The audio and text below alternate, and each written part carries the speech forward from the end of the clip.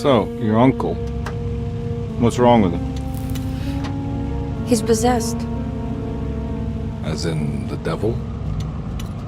Something like that.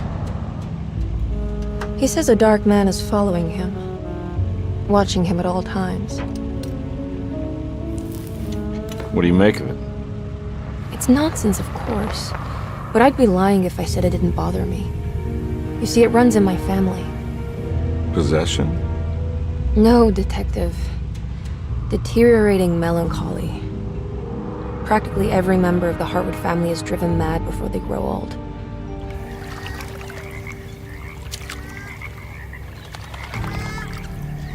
But Jeremy didn't kill himself. Is that why he's at your setup?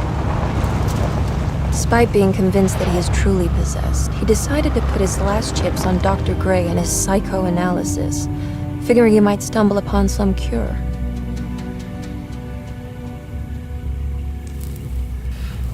You mentioned the letter. I received a disturbing letter from Jeremy accusing the staff and all the other patients of being involved in some cult. And now they are also out to get him. Could it be real? Or is it all just in his head? It's a story he tells himself, Mr. Carnby. Anything to avoid the truth. Which is? That we're all terribly insignificant. That people mean so very little to one another. That there is no one out to get Jeremy Hartwood because he isn't worth getting. Here we are.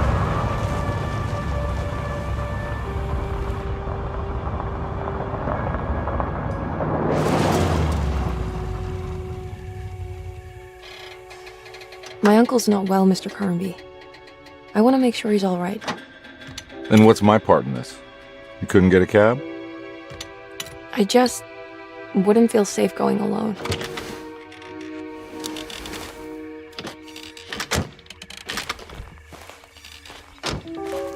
Did you bring a gun? Yeah. You think it'll actually come to that? No.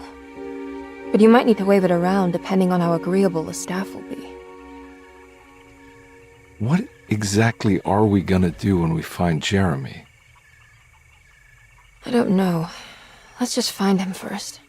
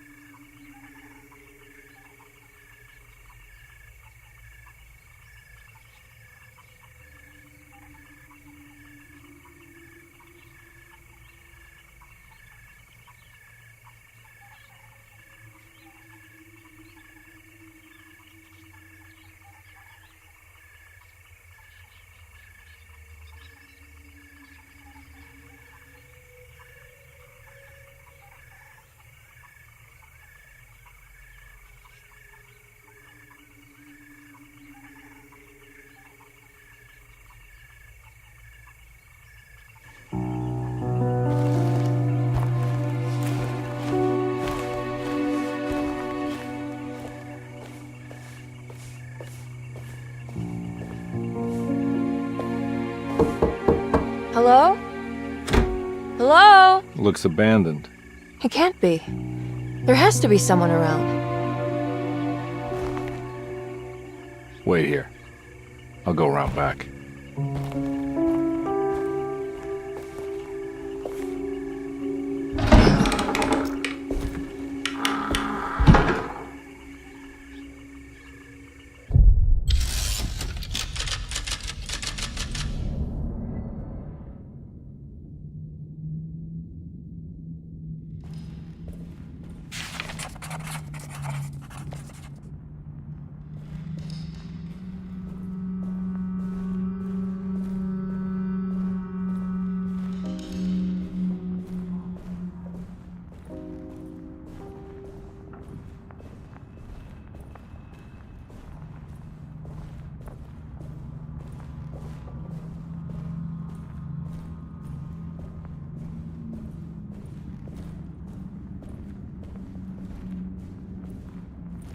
Now what do we got here?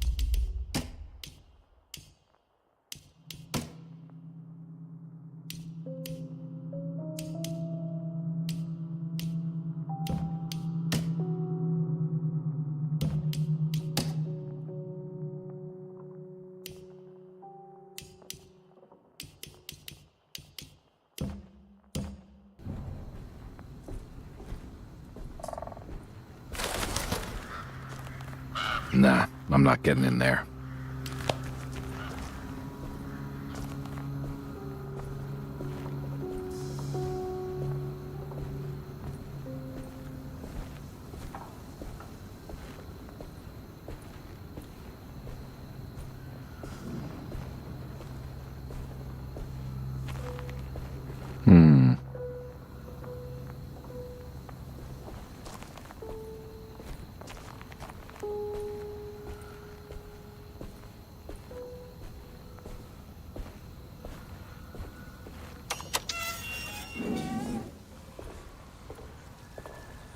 Whoa. That's one big tree to fit inside a conservatory.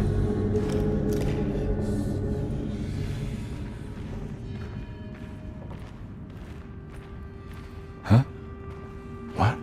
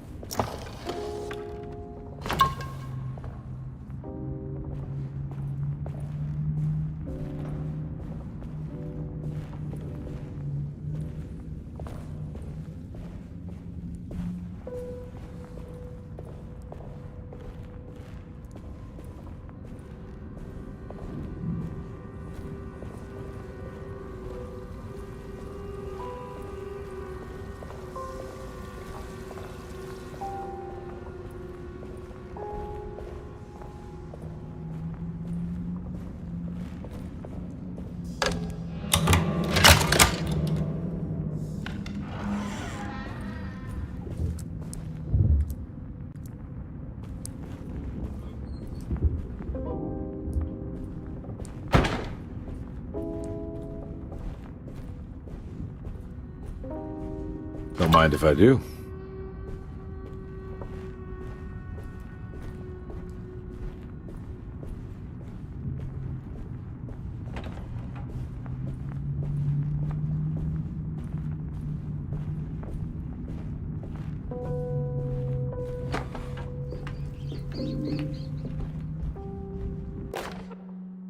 Every day your silence weighs a little heavier.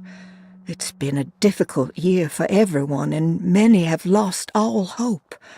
I read in the papers about people suffering. Pictures of dust-covered landscapes without a drop of water. I wish I knew if you were still tending the earth or if you had turned your back against us. I have started to look for help elsewhere. I pray you will tell me if I am going down a path that you find disagreeable. With help from Baptiste and Charlotte, I found comfort in the practice of the voodoo. I have long been skeptical of that Caribbean cult, but it's been of good use to me. It seems all harmless in my book. I say some words dreamt up by the Creoles, and I carry around a small pocket of gree-gree. Nothing of this is mentioned in the Bible, of course, but the French Quarter priestess tells me it's all connected. She says the Christian God is just one more perspective on the creator of things. That's what I like to think, but the other way around, that the spirits of her faith are just aspects of you, our Heavenly Father. I am so grateful for the words you gave Mr. Hartwood. We will sing your praises at St. John's Eve. The world will be blessed soon again. Only the sacrifices of the Old Testament compare to your demands. Let it be the truth. A mother of earth, wood, and dirt. A mother of 1,000 young. Sacred sand, $1. Black cat oil, $1.50. Devil shoestrings, a quarter. That makes $2.75, madame. What was that you were telling the doctor? A goat without horns. What does that mean? You must have misheard me, madame. I said no such thing. Please, I know I don't look like any of you, but I'm devout. I'm ready to do what it takes. Do not be so eager to sacrifice the few things you have left, madame. Now please, leave my store. A goat without horns.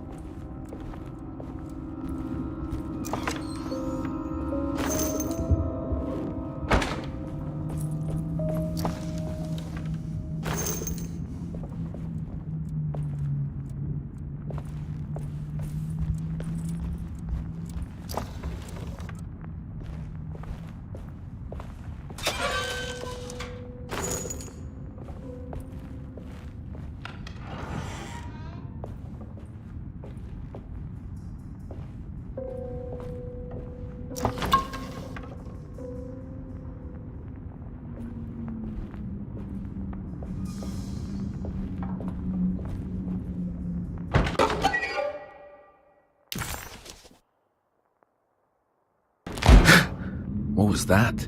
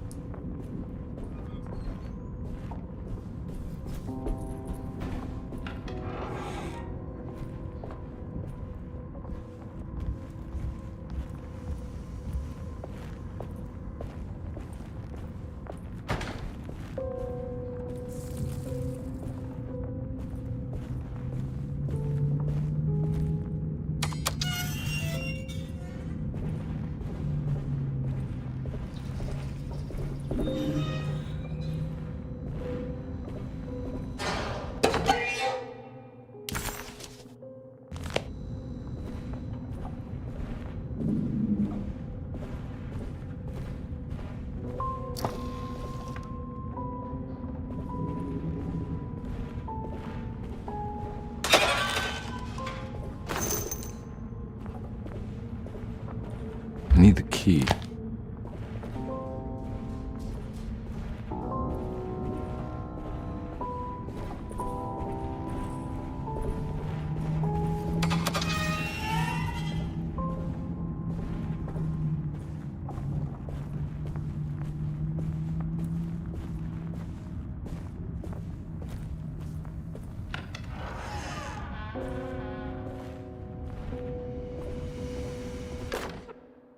Please do not touch the boiler.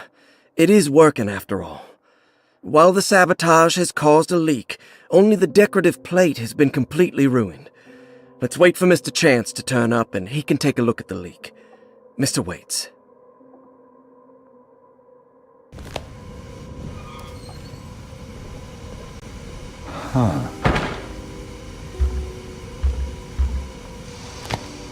That doesn't look safe.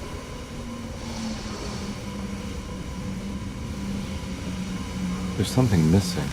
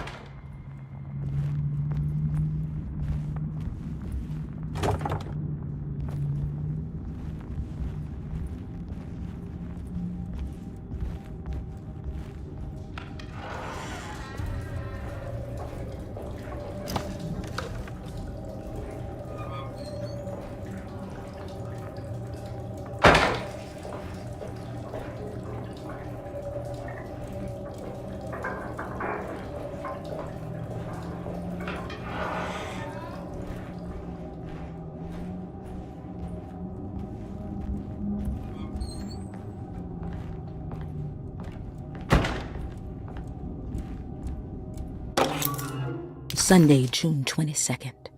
I spent all day looking for Jeremy. I should have cared for the others, but I'm scared that he will do something irreversible. Cassandra is upset that I didn't give her the latest shipment of pain medication that Waits brought from the post office yesterday. I would have given it to her, but the company didn't send a new key this time around, so the box is just sitting there on my desk. They must have figured we had plenty of their gimmicky keys by now. I only remember seeing one lately. Grace was playing with it inside the grand parlor. Unless it turns up by itself, it will have to wait. I have to figure out where Jeremy is. I think Jack knew something. That dog of his found a strange rot permeating the house. She's showing us, he said. Like those blots and streaks of fetid rot was talking to him.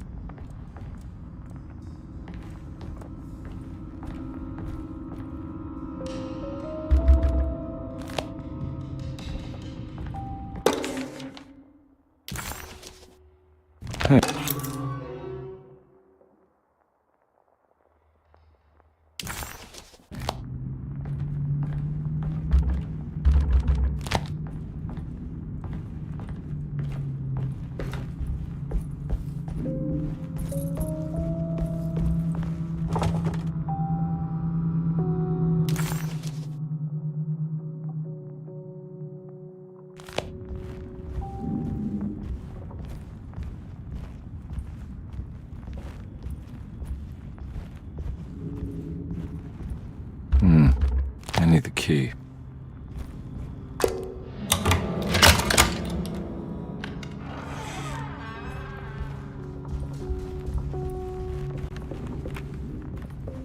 It's wedged shut.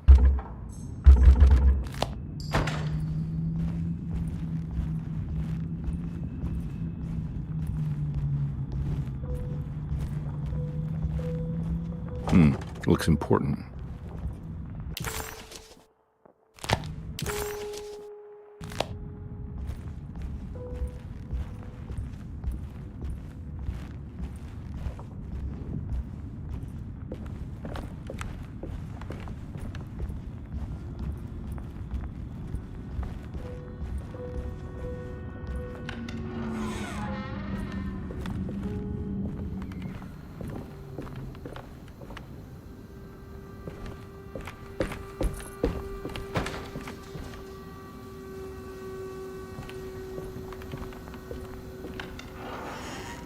Oh.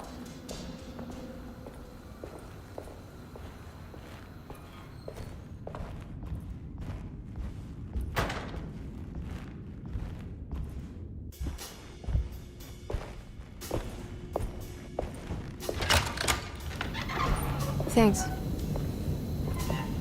What are you doing? Who are you? Whoa, pardon me, excuse me. My name is Edward Carnby, private investigator. I hope you don't mind we let ourselves inside. I do mind. This is private property. You can't just barge in here. I'm sorry about all this, but I'm looking for my uncle. It's urgent, and no one was answering the door. We can't hear you knocking anymore. None of us can. Who is your uncle, darling? Jeremy. Am I right? She has that Heartwood gloom, doesn't she? That's right. I'm Emily Hartwood. I just came to make sure my uncle is all right. Well, he is unavailable right now. You will have to come back another day. Unavailable how? Is he sleeping? We can wait. He's lost. Don't I know you from somewhere? Who's your man again, Miss Hartwood? My name's Edward Carnby, private investigator. Splendid. Enough! All of you! Get back to your rooms! McCarthy, keep your eyes on the child. And you two, please leave immediately. Look, we're not here to cause any trouble. Just let us see the old man, satisfy the curiosity of my client here, and we'll be off. Jeremy has gone missing. There's no need to worry, but it might be some time before he turns up. The whole staff is looking for him. What? He ran off? I don't have time for any of this. Please, come back tomorrow. All right, in that case, we'll just wait in his room. You don't mind, do you? It's upstairs, right? Wait, you can't. Don't worry, we'll be discreet. In the corridor. It's the first door on your left. I'll tell Dr. Gray you're here. Excellent. Thank you, madam.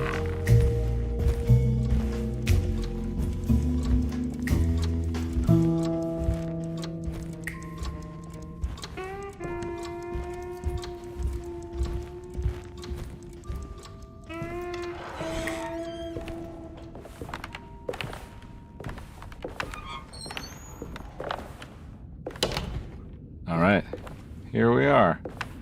Let's look around. See if we can dig up any clues.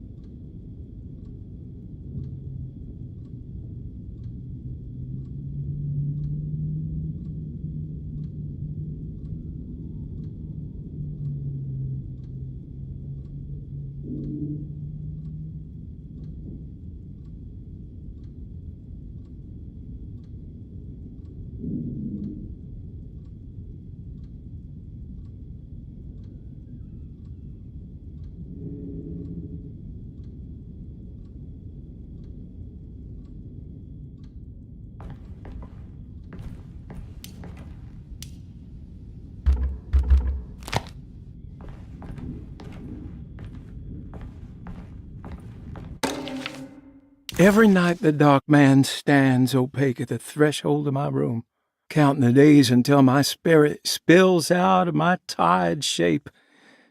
Only his pallid mask shelters my remaining sanity. Staring directly into the face of that demonic sultan would surely sunder time itself. Would he have looked the same to my father as he struggled for his life? Does his veiled face haunt my niece quite the same way? I wish so that I could rest my soul in that sunburnt convent of Tarawea. Would I find you there, Juan? Or Senora Perosi, back from the beyond? Every night I hide from him, moving from one misshapen memory to another. Scenes conjured out of fantasy and delirium. Places I struggle to even paint. I wish I understood your death, Senora. Is there anything I could do for you but bury you in that bleak necropolis? That triumphant chapel rising above the ledges and the oven vaults shall be your sepulchre, where you may rest, and I shall weep.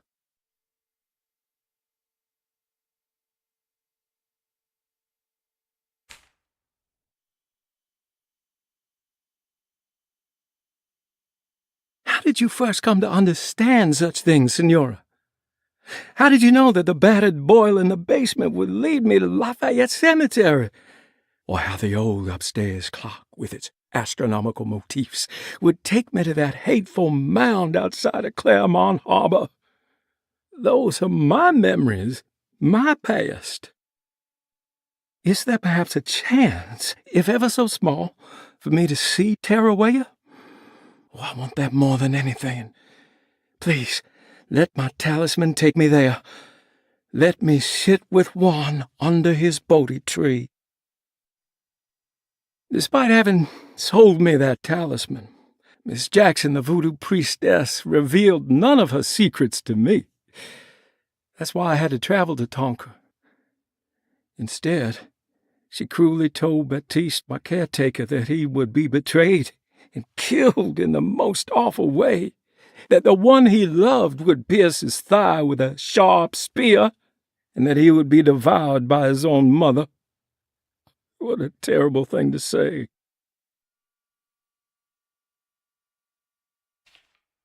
The people of Deseto are becoming dangerous. They do not understand what they are doing. I must do something to stop them. I tried talking to Dr. Gray, but he confuses my worries. He's caught up in treating me. How can he expect evil to be cured with medicine and conversation? The orderlies, the housekeeper, and the patients are all deranged. They will call upon evil to enter this world. All will be lost. Everything. Unless I can find the clerk, Mr. Waite. He seems to be a clear-thinking man. Maybe Beauregard.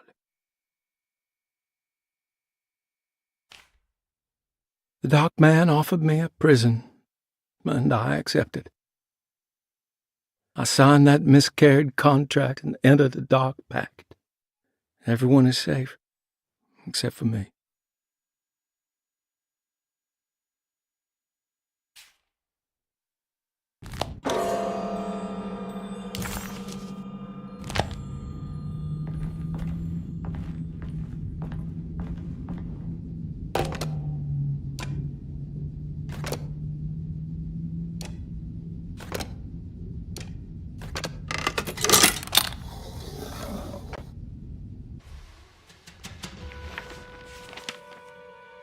Hey, you know anything about this? Looks like some sort of talisman. No, I don't. Oh, help me out here, will you?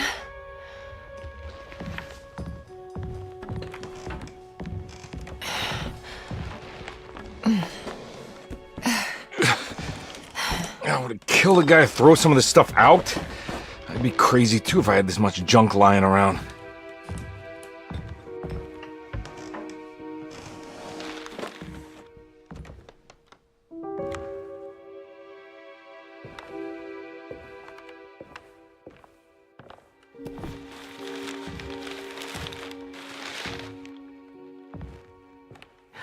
Oh, wow. That's striking. I want to save this one.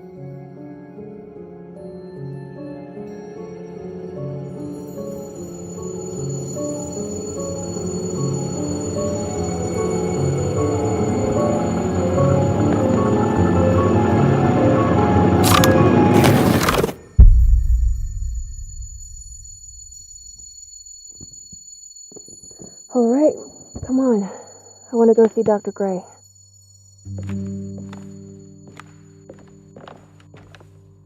Come on, let's go. Yeah, I'm coming.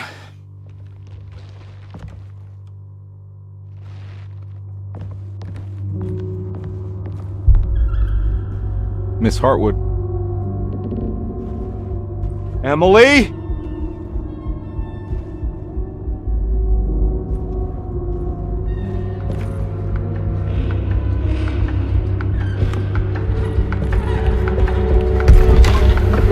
What the hell is going on? Where am I?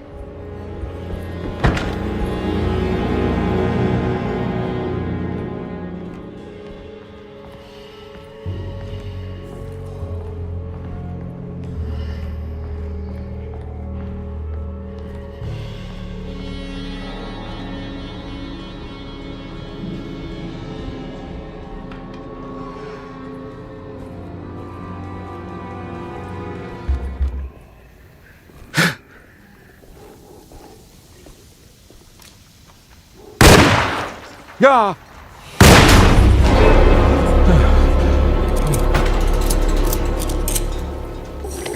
Ah!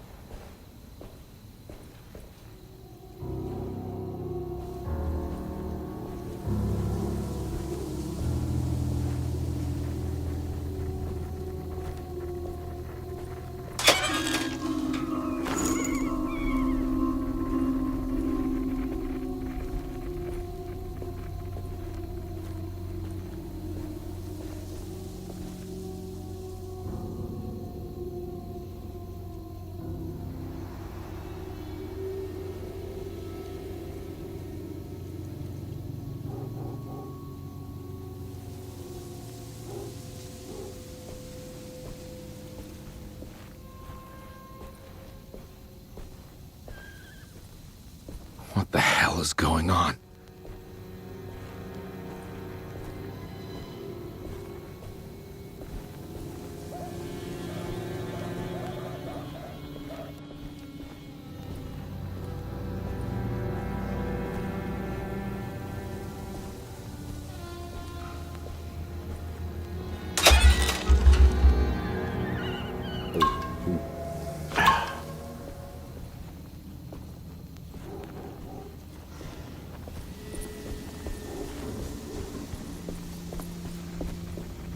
I can't go that way.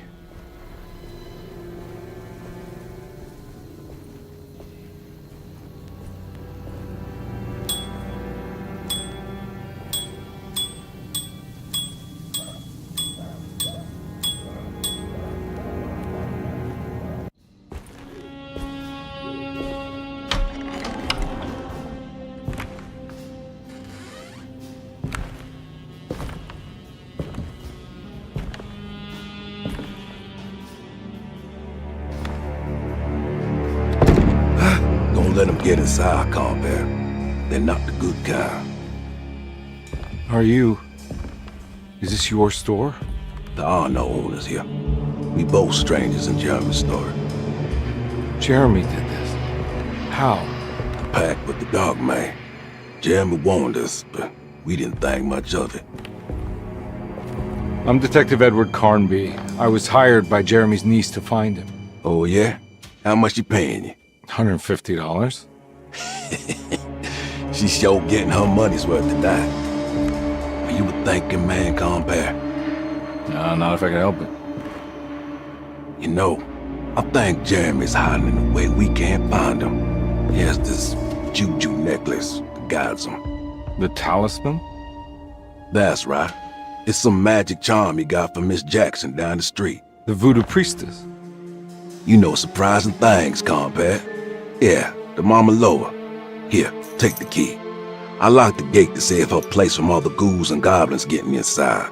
Maybe if you go there, you can find some clues to show you the way. Thanks. I'll have a look.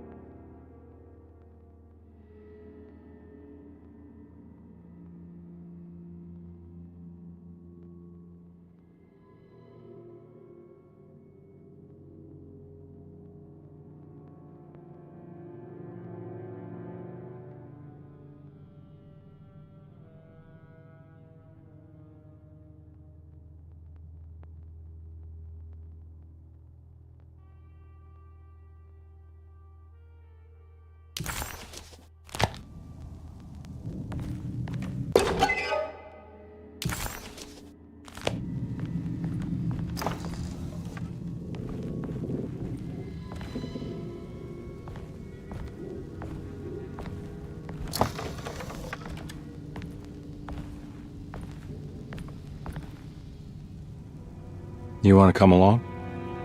Nah, I'm gonna stay here for a while.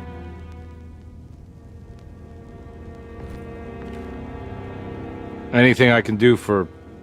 Sorry, I didn't catch your name. Baptiste, just tell my sister Lottie I'm alright if you see her.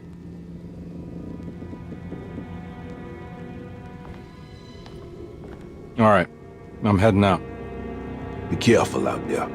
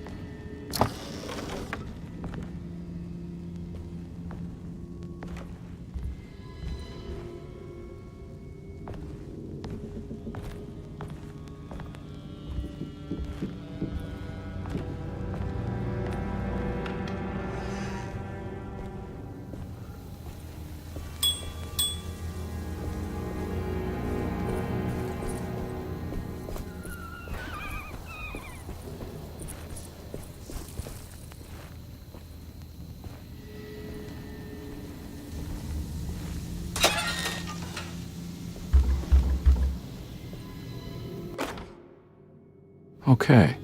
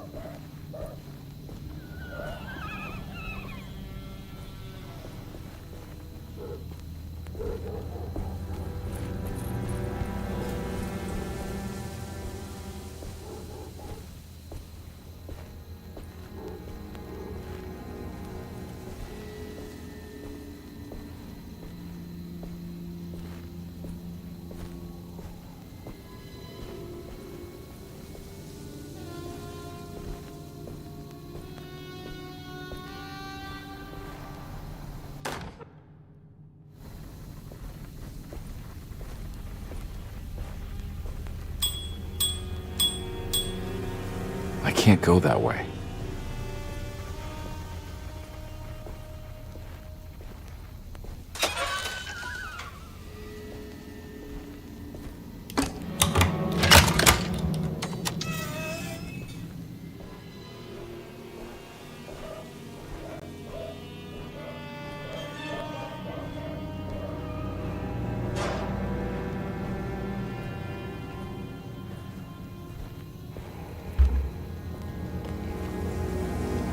Oh.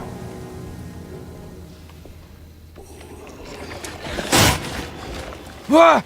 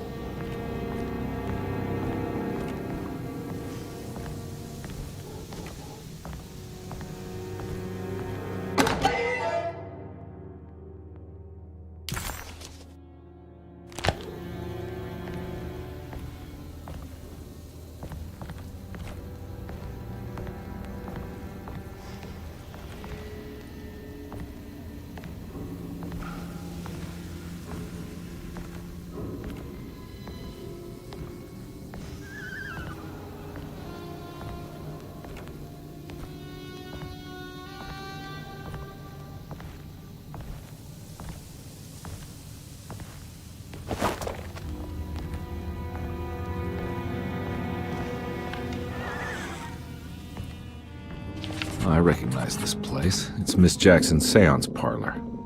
Let's see if she's got any information on Jeremy's talisman.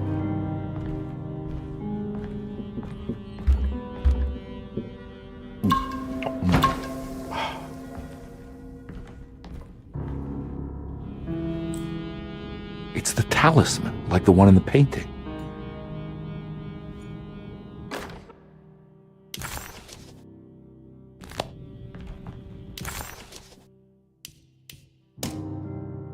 Louisiana State Board of Private Investigator Examiners grants the following license to Edward Carnby, Decatur Street, New Orleans.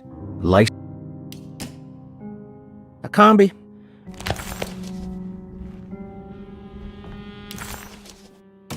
Louisiana State Board of Private Carnby, why am I hearing from Gloria Allen that you got some job at the loony bin?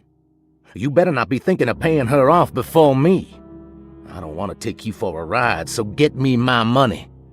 I'll be at the Maccabean all night if you score some dough. Obed Morton.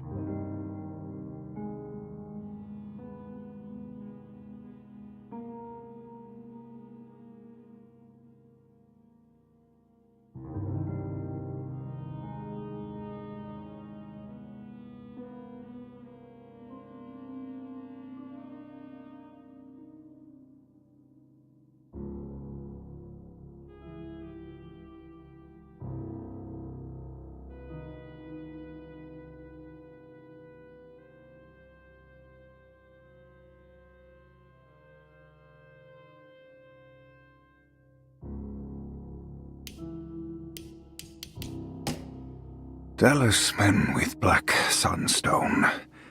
An ancient navigational tool found inside a cheniere along the Bayou Tonk. The old grave was uncovered by oil riggers and said to have unleashed a vagabond devil that massacred its finders. 3 numbers are needed to span a bridge between the scapes of dream and memory, according to Stein. Not where I want to be, but it's a start. 3, 5, 8.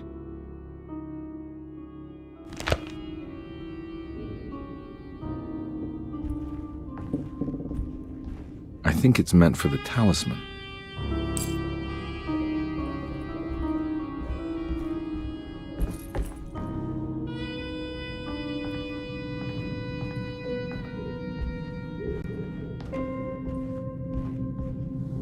I think it needs numbers, like coordinates. Maybe there's something in Jeremy's notes. It's showing something. A place? Where is that?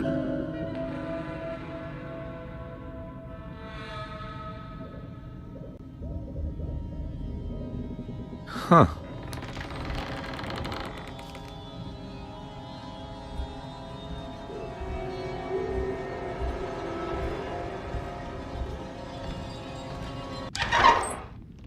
Detective, I was wondering when you were going to show up. Mrs. Thompson told me you were here. I understand you are working for Jeremy Hartwood's niece. Yeah, I guess so. I mean, you're not wrong. We came here for her uncle. I just didn't expect... I didn't expect this. You are Dr. Gray, right? That's right. You don't happen to have some identification, Detective. I'm not keen on having strangers prying into my business. Oh, Detective Edward Carnby, Decatur Street, New Orleans. Enjoying the Vieux Carré, Detective? Those old French quarters, the voodoo people, the gangsters. I'm sure you live an exciting life. Well, it's not quite like the stories, Doc. Just trying to make a living. Aren't we all making a living? Well, welcome to Deseto, Detective. I hope your time here will be useful. Now, what can I do for you? Why don't you tell me where I can find Jeremy Hartwood? Why wouldn't that make for a short visit? I wish I could tell you, but I'm afraid I don't know. A drink, Detective? Anything brandy. Oh, you do belong in the French quarters, Detective. Armagnac or cognac? You know, just give me the cheap stuff. I'm not much of a connoisseur. Having low standards is not a virtue, Detective. Let me see if I can broaden your perspective. What can you tell me about Jeremy?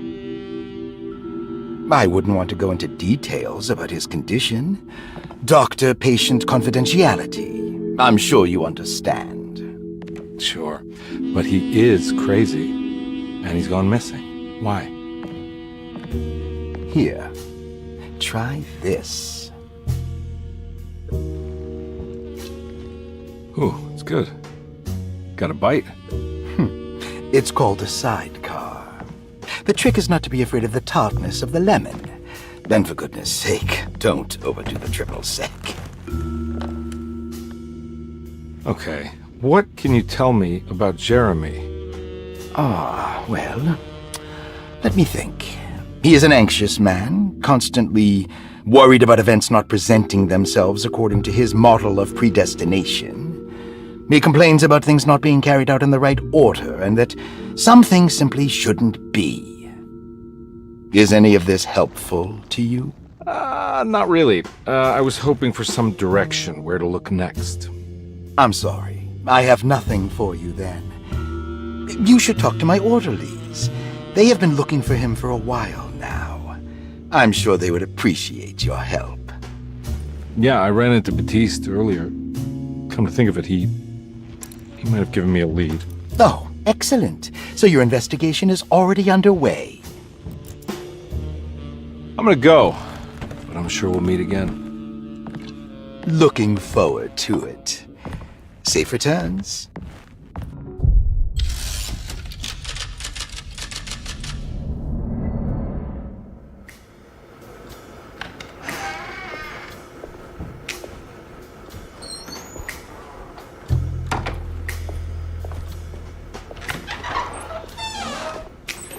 Detective Carnby, where did you go? I was just talking to Dr. Gray. You disappeared. No, it's not what you think. Have you found anything strange going on here? Yes. Everyone is being incredibly evasive and I can't figure out why. No, I mean something you can't explain. Paranormal, even. Detective, I really need you to get yourself together. I can't do this alone. Forget it. I'll figure it out. Do you want to come see Dr. Gray? No, I want to try something. With this talisman, I think I can follow Jeremy to the place he mentioned in the book. What was the name? Do you remember something Spanish? Teroea. Yeah, that's where I need to go. Detective, are you gonna be all right? Yeah, of course. Go talk to Dr. Gray. We'll rendezvous later.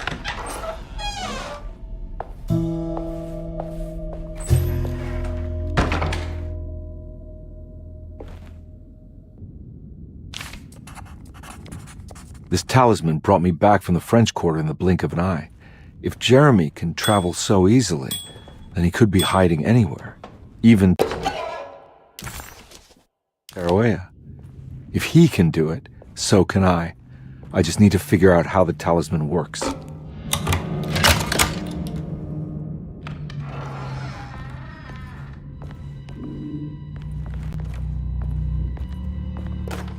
Paul, you're right about the plates on the boiler and the clock.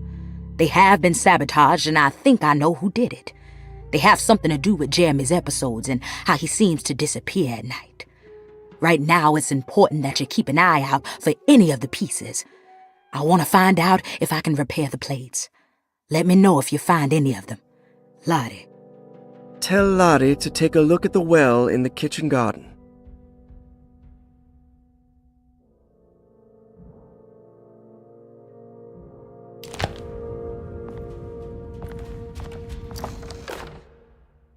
Dr. Elmore Lee Gray is DeSeto's chief doctor. Accounting and all administrative work is handled by me, Paul Waits. Magdalena Thompson, or Mags, is responsible for the household. Jean-Baptiste and Charlotte Tabois are responsible for keeping the guests' medical regimens in check. Finally, Jack Chance is our gardener, who can occasionally be seen in the conservatory, but is for the most part busy outside. There are currently 6 guests at DeSeto. Malcolm McCarthy and Ruth Tallant reside on the first floor. Jeremy Hartwood, Elisabetta Perosi, Grace Saunders, and of course Cassandra Beauregard live on the second floor.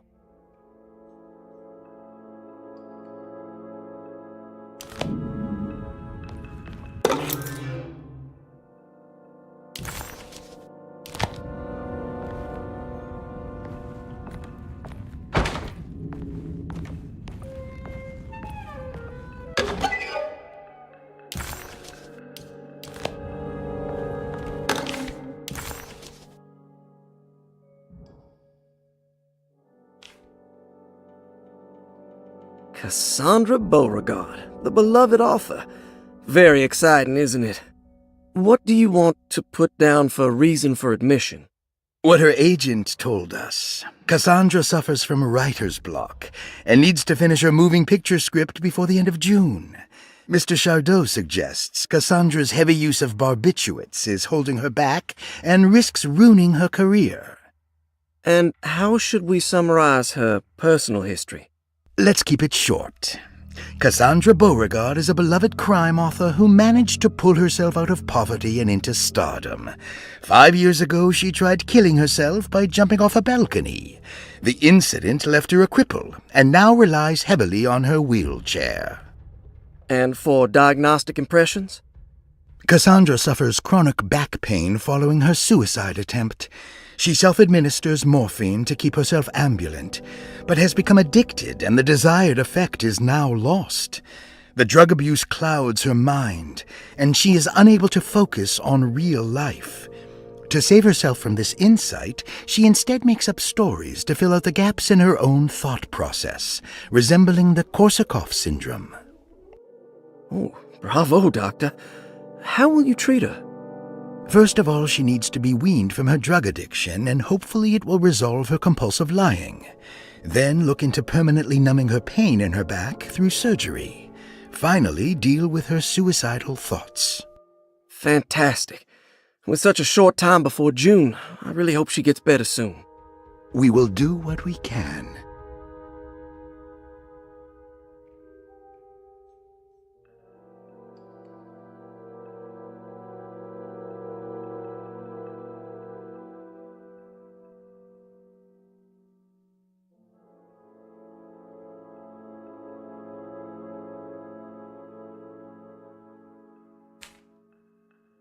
Grace Saunders, 11 years old. Reason for admission? The mother insists on strict supervision by a proper gentleman to avoid further perversion of Grace's adolescence. Personal history? Grace's family possesses modest wealth and status. Her childhood seems ordinary, spending most of her time with private teachers and family friends. Grace's father recently passed away, leaving her mother the sole caregiver. And diagnostic impressions? Grace has trouble dealing with her father's death. She is willingly suppressing her feelings on the matter and isn't properly acknowledging the trauma she suffered. Any planned treatment? Grace needs nothing out of the ordinary. She simply needs parental guidance. Eventually, we can work on her feelings toward her father. Thank you, Doctor. I'll finish the paperwork and get her installed. Malcolm McCarthy, 54 years of age. Reason for admission? McCarthy admitted himself to Dorsetto, stating simply that he needs some damn rest. And personal history? McCarthy claims he used to work as a lawyer in Baton Rouge, but says he can't go into details because of some legal dispute. His background remains largely a mystery, except for the occasional clue that he drops in conversation. Huh. And diagnostic impressions? McCarthy is an anxious man and an alcoholic. He often tells half-truths due to some deep-seated inability to trust other people. And how will you treat that? McCarthy will take some time to open up. Spending time with Jack's dog or the child should be good for him. Their harmless nature will help build his sense of trust. Thank you, Doctor. Elisabetta Perosi, 33 years old? What should I put down as reason for admission? Well, Perosi broke into Dorsetto and was found wandering the grand parlor. She was confused and suffered partial amnesia. She insisted she belonged here and offered to pay for her stay. Right. What do you make of her story? Perosi claims to have been a member of the Astarte artist colony some 20 years ago, a claim that seems contrafactual due to her young age. She looks to be and even thinks she is 33 years of age. That would make her a child at the time. It seems fair to say that Perosi's story is untrue, deliberately so or not. Diagnostic impressions? Do you have anything? Perosi's story is peculiar, because she retracted her story about the artist colony. She no longer claims to be the same person as Elisabetta Perosi. However, my staff's research has confirmed there was a Perosi at that time who was in her early 30s. I suppose this case will take some time to investigate. How will you go about it? I wanted to contact the real Perosi, but it seems the whole colony disappeared one night. September 29th, 1915, during a hurricane. I will have to take it slow and figure out what this spell of impersonation could have been. Oh, I'm sure it will all clear up eventually. Thank you, Doctor.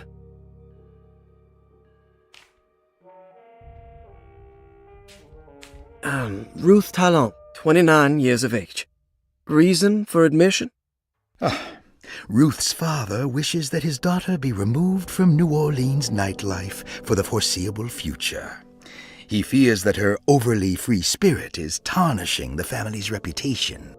Sounds simple enough. Personal history? Ruth comes from considerable wealth. Her family owns several hotels and restaurants. Unlike the rest of the family, her sense of adventure has taken her around the world, including France during the Great War as a photojournalist. The last decade, she has provoked many rumors of being a debauched flapper, bordering on nymphomania. And diagnostic impressions? Despite her father's frivolous reasons for her to be admitted, Ruth does seem to provide an interesting case. She is refreshingly open and doesn't shy away from talking about her life during the war or her continuous celebration after returning to the States. She is admittedly a sexual deviant and feels no remorse. And her treatment plan? Simply staying at Dorsetto should do wonders for Ruth. If not, at least for her family's reputation. Ruth doesn't need to change, but with therapy I might be able to share with her some sympathy towards her family. I doubt she will settle down and become as dull as the rest of them, but at least she might try to be more discreet in the future.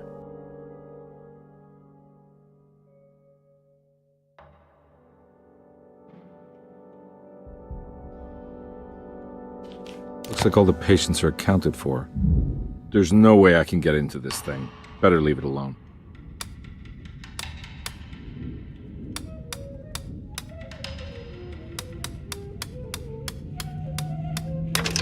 Hey, what do you know? I guessed the combination. Oh, Detective Carn.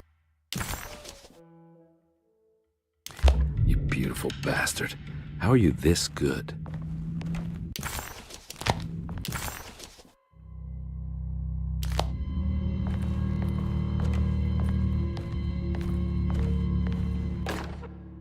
Saw your notice in the boiler room. You should know Mr. Chance won't be coming back. I got no business being in there myself, but you can take a valve from the wine cellar if you want to try to stop the steam pouring out. Be careful.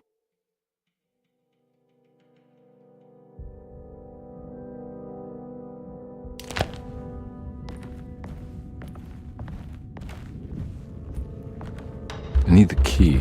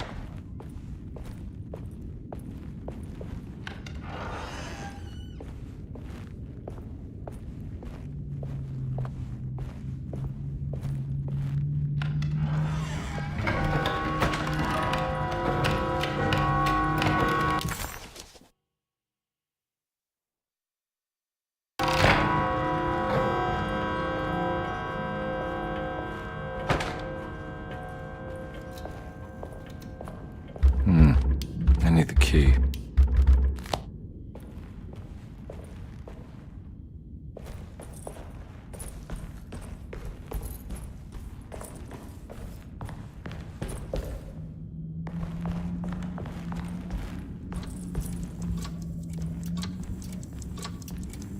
It's stained. This must be the...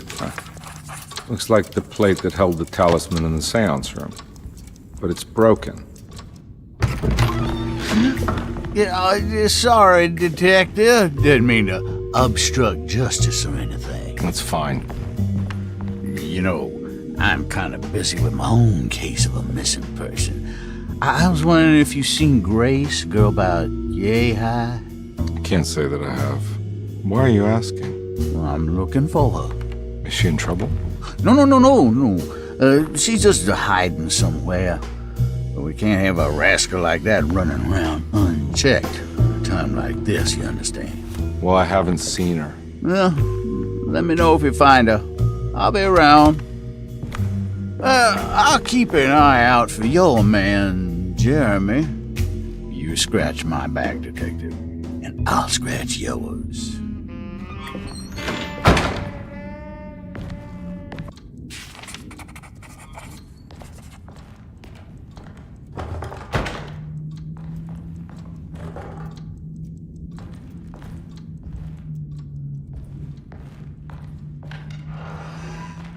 Looks like everything's back to normal here.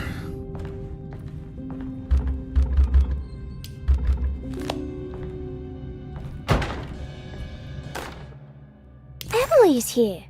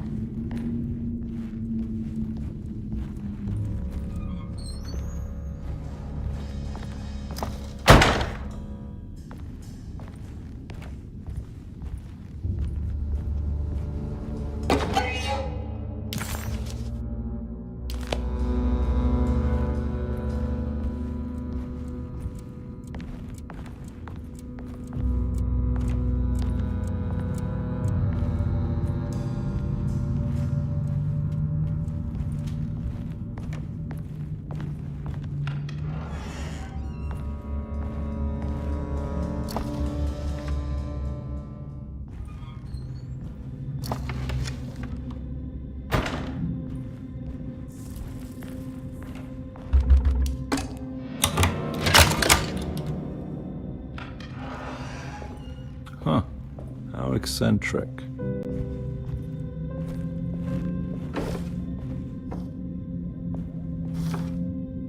These paintings got some grim-looking rot on them.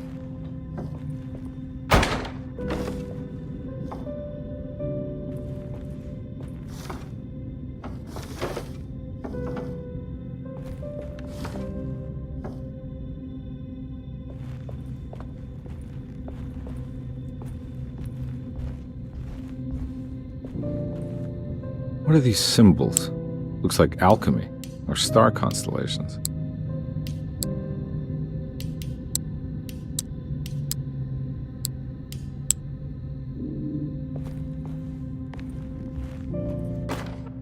I did it! I crossed the thresholds to my intended destination without a focusing device. My talisman now knows these roads, and I have no need for the plates. I can find my way to Lafayette as easy as I find my own room. I visited the grave of my father and seen the oven waiting for me. Thank you for opening these doors. I now must summon my courage and go back to that hateful mound outside the oil rig. I hope you'll be feeling better when I return. Jeremy.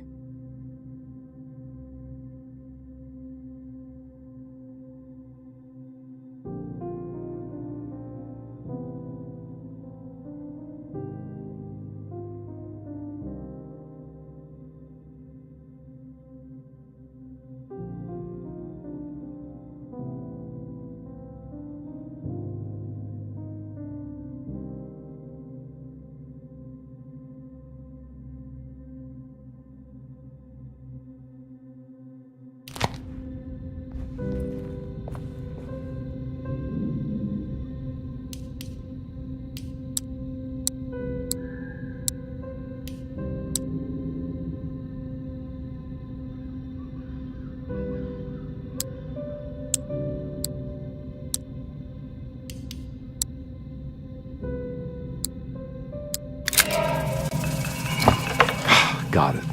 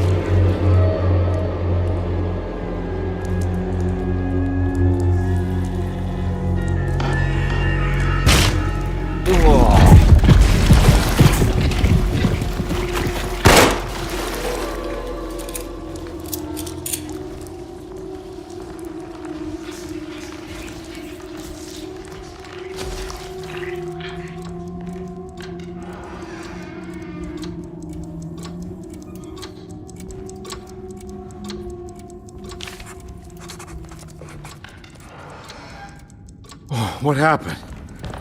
Everything's normal again? Right.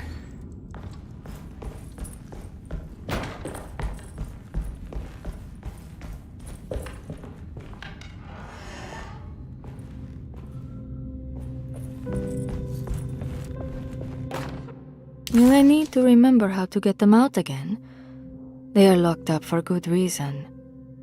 I am sure she is still able to whisper the answer in the ears of the wrong people. But not for long. I will see her burned soon enough. That black goat will be sacrificed to put an end to it all. Then it will all be over. No more Derceto, and sadly, no Astarte. Those good pirates of Pontchartrain. May you still sail the lake, until you find the shores of Hali.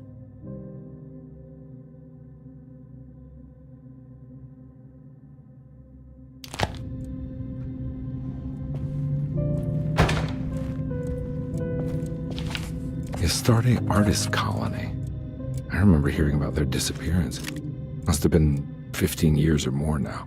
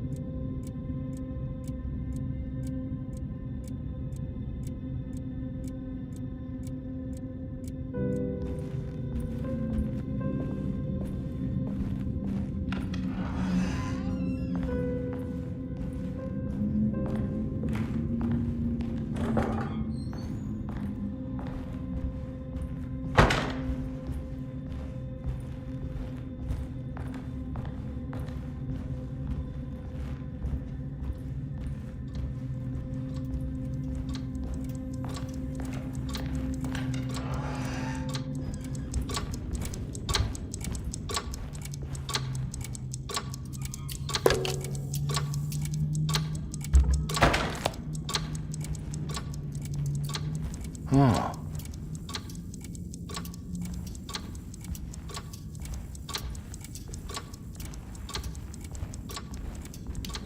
I need the key.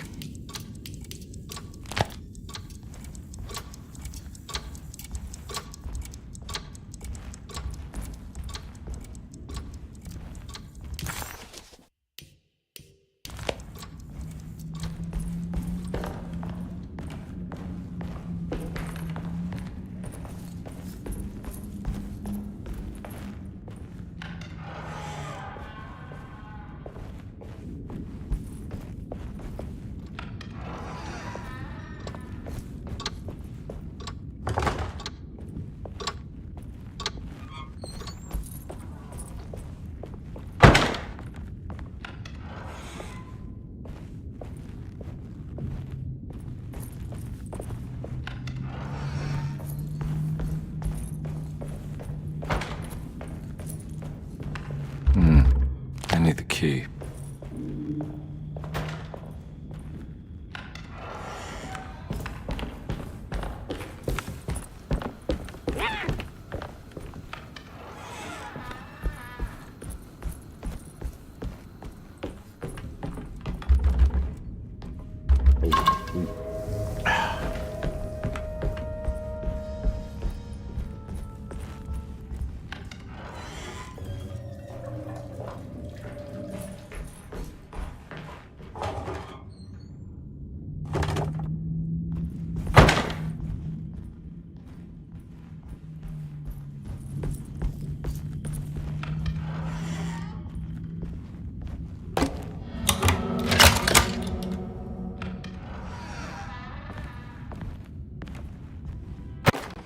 Lost Plantations of Louisiana, Thierry Briclot, 1917.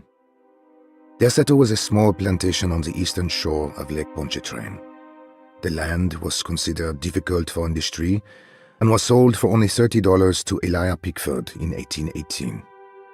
Pickford employed hundreds of workers from nearby New Orleans to clear the woods and build a small plantation mansion facing the lake with a striking Greek Revival temple facade. Derceto kept a modest production of barrique tobacco and indigo that persisted up till the Civil War. During the antebellum era, Derceto was the source of many rumors concerning voodoo and witchcraft. People who traveled the lake reported seeing people dance at night in front of bonfires, bleating and wailing.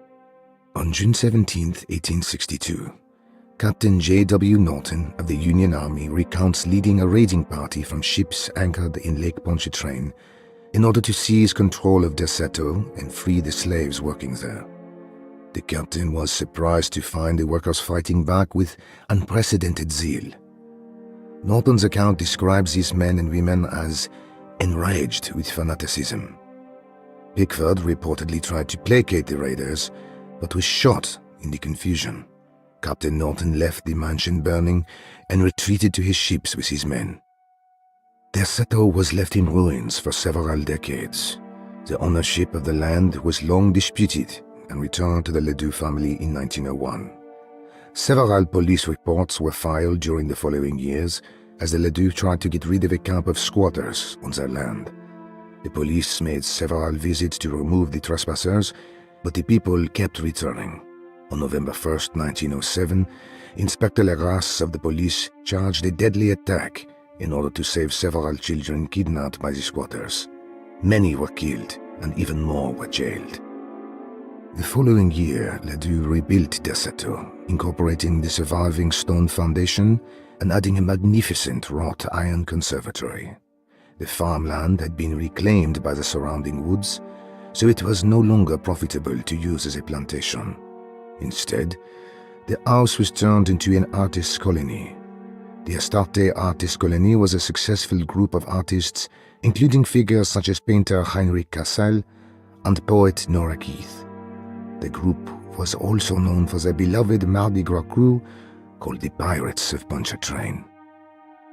On September 29, 1915, a tropical hurricane tore through Louisiana, causing Lake Pontchartrain to flood New Orleans.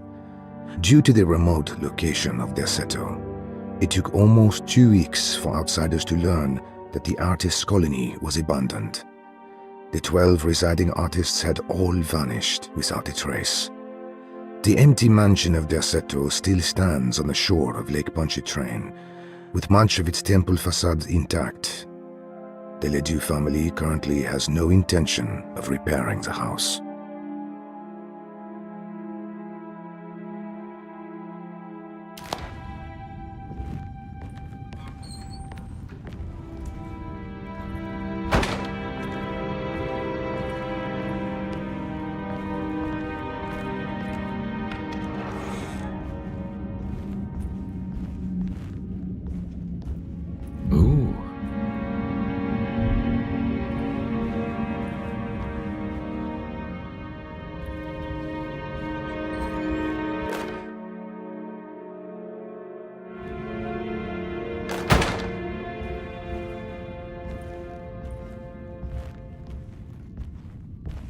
It's wedged shut.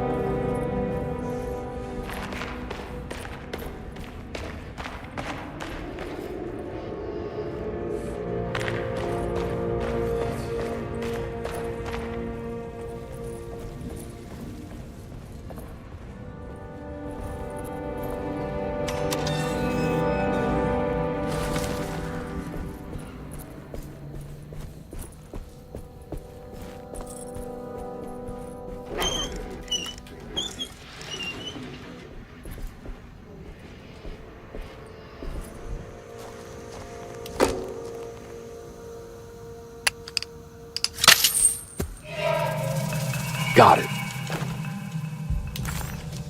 Okay.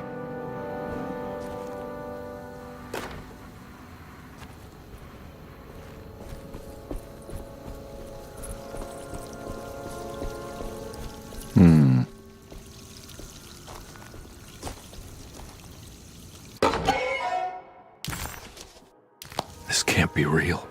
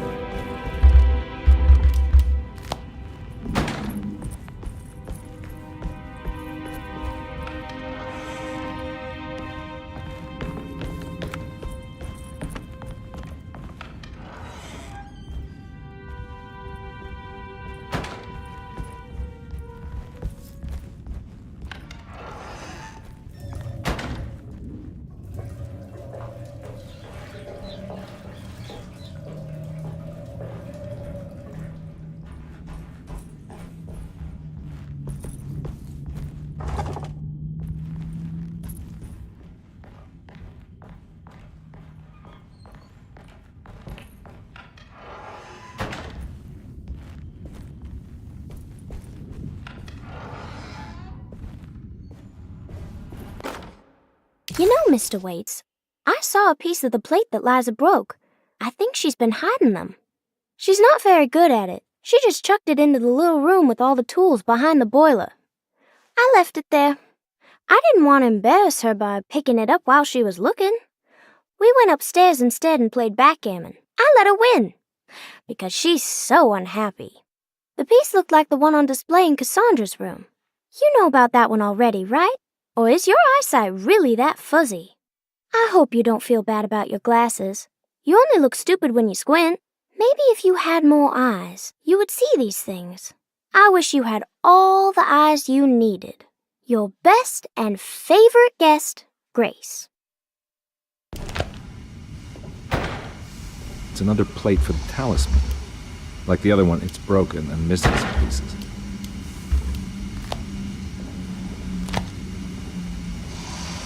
There's something missing.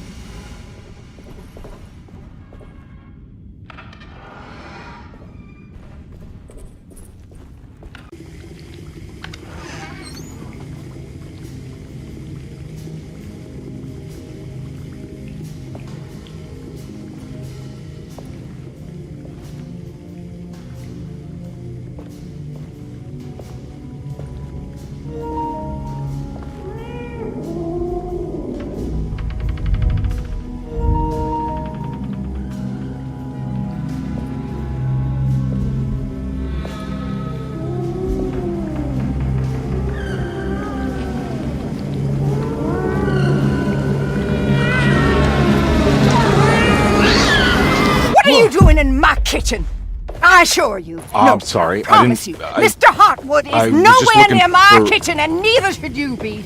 Don't make me I kick didn't you mean out to- of this house. Sorry. Now get out! Yeah.